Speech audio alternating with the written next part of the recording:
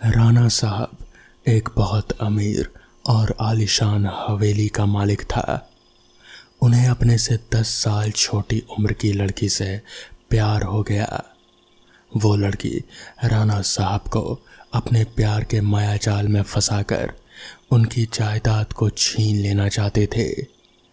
एक बार उस लड़की ने अपने प्रेमी के साथ मिलकर राणा साहब को मार मार कर जिंदा जमीन में गाड़ दिया।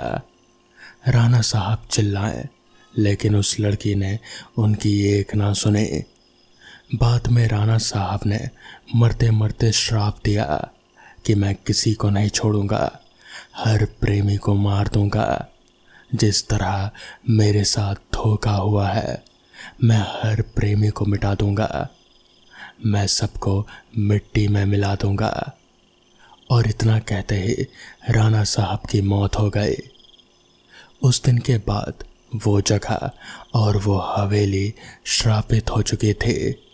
वहाँ कोई भी नहीं जाता था। जो भी कभी जाता वो कभी वापस नहीं आ पाता। आज भी राणा साहब की प्रेत आत्मा उस जगह पर भटकती रहती है। कुछ दिनों बाद उस हवेली में एक प्रेमी जोड़ा वहाँ पर घूमने आया। सपना और रजत। उन दोनों की सगाई हो चुकी थी, लेकिन शादी करनी बाकी थी। सपना अपने घर पर किसी को बिना कुछ बताए रजत के साथ आए थे। सपना और रजत मजाक मस्ती में उस जगह पर पहुंच गए जहां पर राणा साहब को जिंदा दफना दिया गया था। अचानक रजत उस जगह पर गिर जाता है और उसका पैर जमीन के नीचे घुसने लगता है। ये देखकर सपना डर जाती है और मदद के लिए चीखने चिल्लाने लगती है, लेकिन कोई भी उसकी आवाज़ सुन नहीं पाता। सपना जब उस हवेली में मदद के लिए जाती है तो वो वहाँ किसी के होने का आभास पाती है। उसी वक्त तुरंत सपना गिर जाती है और कोई उसका पैर पकड़कर उसी जगह पर खींच ले जाता है जहाँ राणा साहब और रजत दफन हुए थे। बाद में सपना भी उसी जगह पर दफन हो जाती है। कुछ दिन बाद जब सपना अपने घर नहीं पहुंचती, तब उसकी बहन सलोनी अपने पति समीर और कुछ दोस्तों के साथ उसे ढूंढते ढूंढते उस हवेली तक पहुंच जाते हैं। समीर एक पैरानॉर्मल एक्टिविटी एक्सपर्ट है।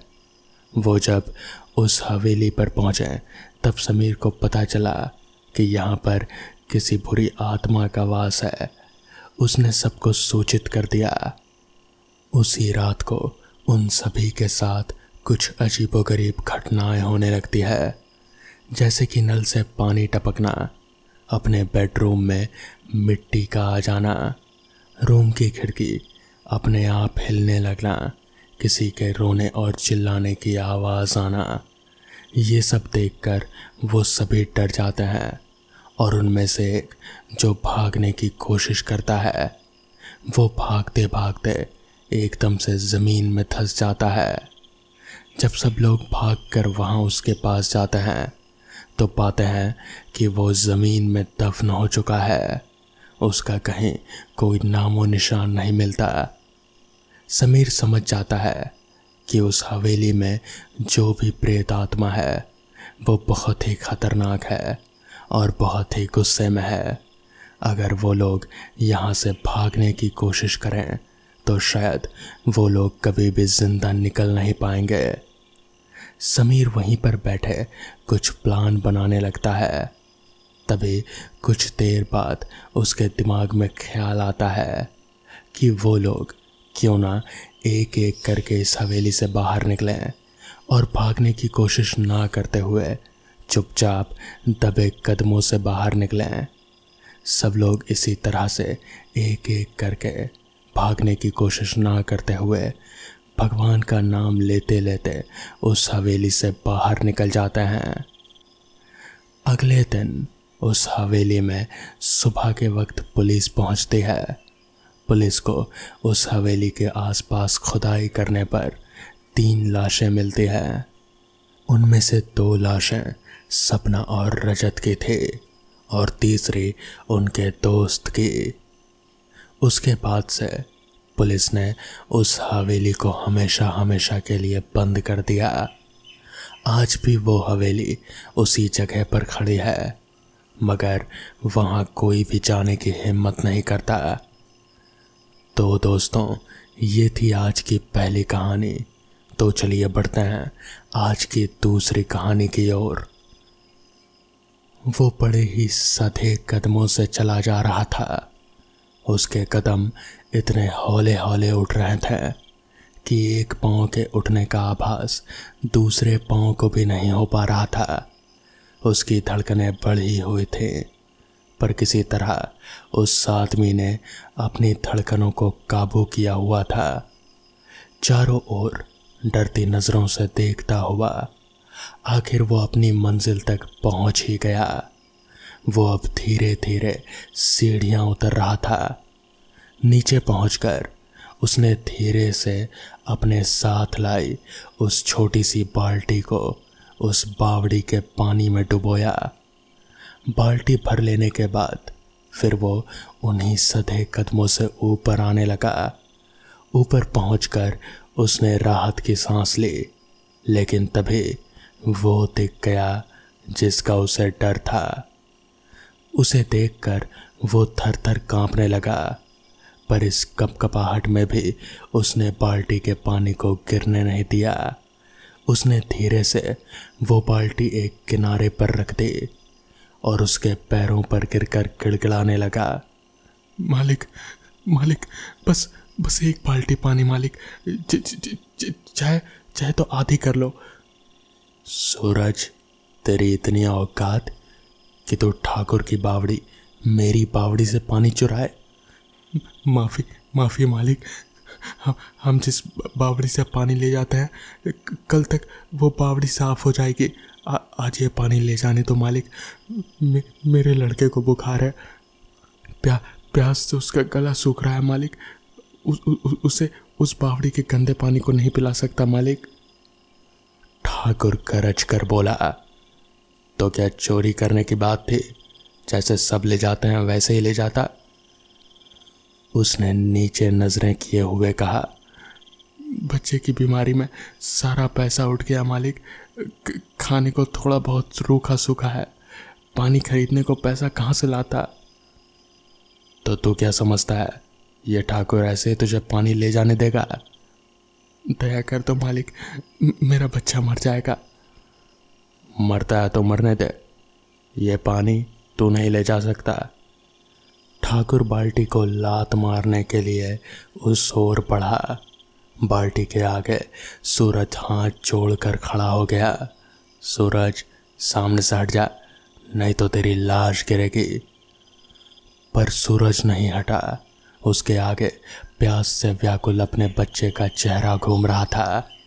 ऐसा लग रहा था मानो उसे कुछ और दिखाई ही नहीं दे रहा हो।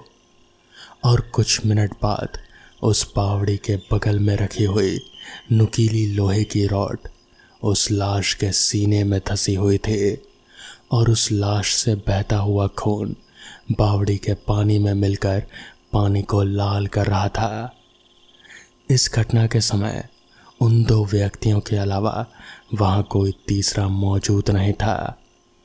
कुछ दिन बाद उसी बावड़ी की तरफ फिर से एक आदमी के कदम उठे।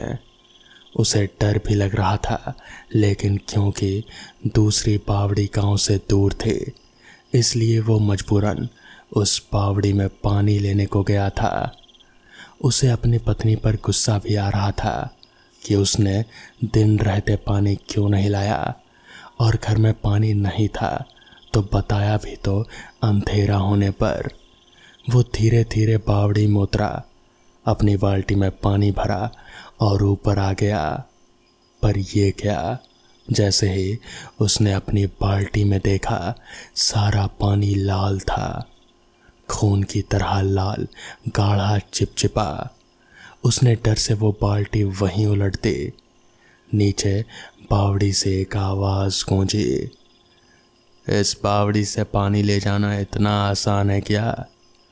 ये बावड़ी खून मांगती है, खून। एक और कर्कश हंसी की आवाज गूंजी। उस आदमी ने नीचे बावड़ी में देखा। नीचे बावड़ी का सारा पानी लाल था, बिल्कुल खून की तरह। अचानक उस बावड़ी से एक लंबा सड़ा गला हाथ निकला और उसने उसी लोहे की रॉड पर उस आदमी को पटक दिया। रॉड सीने में धंसी गई और उस आदमी का खून रिस रिस कर बावड़ी के पानी में मिलने लगा। फिर बावड़ी के चारों ओर शांति छा गई, मानो जैसे उस खूनी बावड़ी की प्यास बुझ गई हो। बावड़ी के किनारे हुई उस घटना के बाद से उस बावड़ी को चारों तरफ से घेरा बनाकर बंद कर दिया गया। गांव के सारे लोग डरते थे। अब उधर कोई नहीं जाता। ठाकुर का परिवार अब उधर कदम भी नहीं रखता था। तो दोस्तों, ये थी आज की दूसरी कहानी। तो चलिए बढ़ते हैं आज की आखिरी कहानी की ओर। फैजाबाद जिले के गौरा घाट स्टेशन पर हमेशा दुर्गेश नाम का ऑटो ड्राइवर अपनी ऑटो लेकर खड़ा रहता था। जो भी सवारी आती थी उसे वो बैठाकर उसके घर छोड़ता था और अच्छा खासा पैसा कमाता था।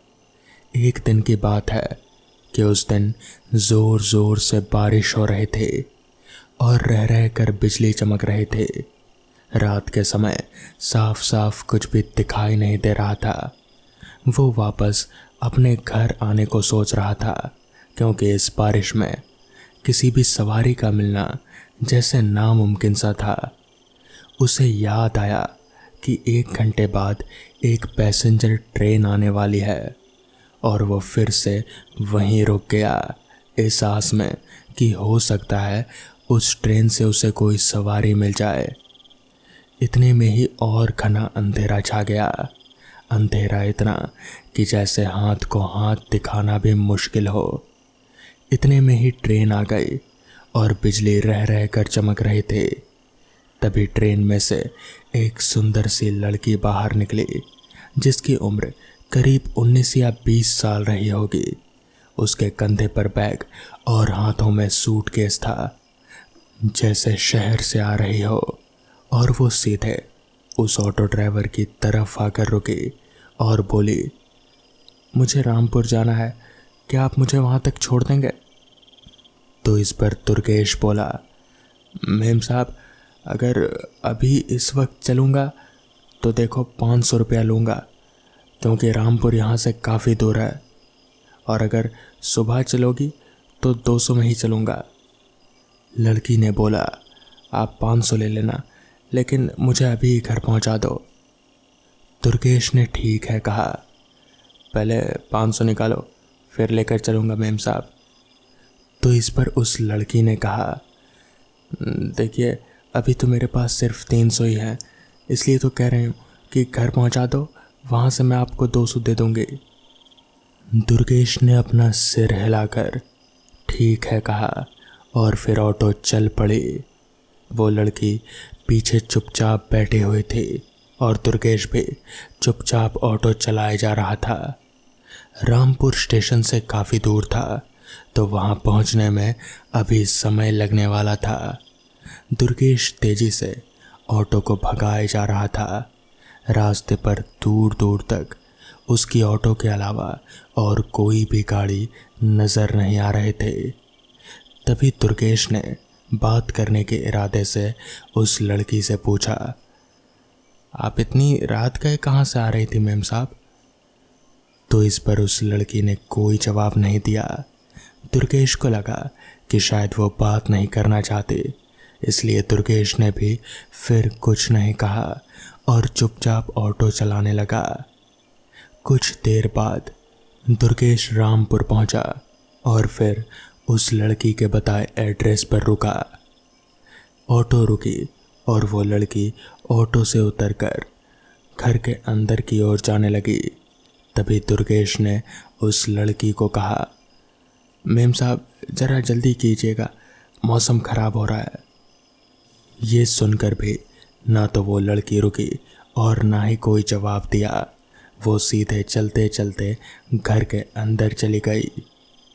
अब उसे अंदर गए हुए करीब आधा घंटा बीत चुका था, मगर वो अंदर से बाहर नहीं निकली थी, ना ही उसका कोई अता पता चल रहा था। दुर्गेश ने सोचा कि अब काफ़ी देर हो गई है, उसे अंदर जाकर किराया मांग लेना चाहिए। रात के करीब अब 3 बज चुके थे जब उसने घर के दरवाज़ा खटखटाया तो अंदर से एक बूढ़ी माता अपनी आंखों को मलते हुए दरवाज़ा खोली। उन्होंने दुर्गेश को देखते ही पूछा, जी आप कौन? इतनी रात को यहाँ पर, और ज़ोर ज़ोर से आवाज़ क्यों मार रहे हो? इस पर दुर्गेश ने बोला, वो मेम साहब आई थी, उन्होंने पूरा किराया नहीं दिया, इसलिए मैं अंदर आ गया और काफ़ी देर भी हो रही है। तो इस पर माता जी ने कहा, क्या? कौन सी मेम साहब? यहाँ पर तो सिर्फ मैं और मेरे पति रहते हैं, यहाँ कोई मेम साहब नहीं रहती। कुछ बरस पहले मेरी बेटी रहती थी, वो अब नहीं रही। माताजी अभी इतना कह ही रहे थे कि तभी दुर्गेश की नज़र वहीं पास ही के सामने के दीवार पर पड़ी। उस दीवार पर उसी लड़की की फ़ोटो टंगी हुई थी जिसे दुर्गेश अभी थोड़ी देर पहले यहाँ लेकर आया था। और हैरानी की बात तो ये थी कि उस लड़की के फ़ोटो के ऊपर फूलों की माला टंगी हुई थी।